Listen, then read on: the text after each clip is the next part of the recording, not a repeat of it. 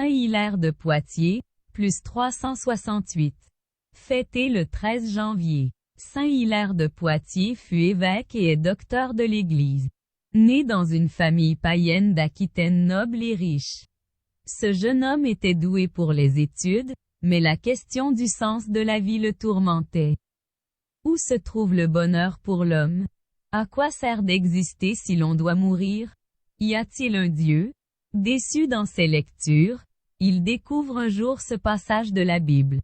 Je suis celui qui est, et s'enthousiasme. Mais la mort reste une idée insupportable. Il trouvera le plein rassasiement de sa faim spirituelle dans l'évangile de Saint Jean, l'évangile de l'incarnation et de la résurrection. À 30 ans, il demande le baptême. Son envergure le désigne à l'attention des fidèles.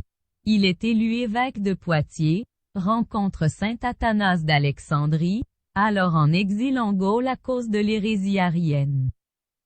Combattant à son tour cette hérésie, il est exilé en Phrygie et découvre la théologie grecque.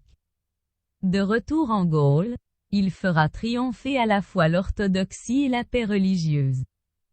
En accueillant Saint Martin pour fonder le monastère de Ligugé, il favorisa l'instauration du monachisme en Gaule. Dans son magistral, traité de la Trinité, il a le premier fait entrer dans la langue latine les subtilités et les délicatesses de la langue grecque.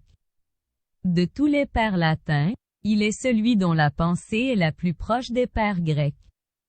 Citation. Je t'en prie, conserve intacte la ferveur de ma foi et jusqu'à mon dernier souffle donne-moi de conformer ma voix à ma conviction profonde. Oui.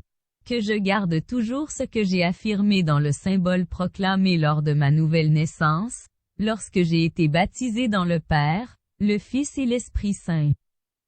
Saint-Hilaire, traité de la Trinité 3, 57, comme je cherchais en quoi consistait le bonheur humain, je ne le découvris qu'en deux états, le repos et l'opulence. Mon esprit conçut une vive ardeur à connaître ce Dieu à qui il se devait totalement, en la bonté et la richesse duquel il puisse reposer. Saint-Hilaire, traité de la Trinité I, 1.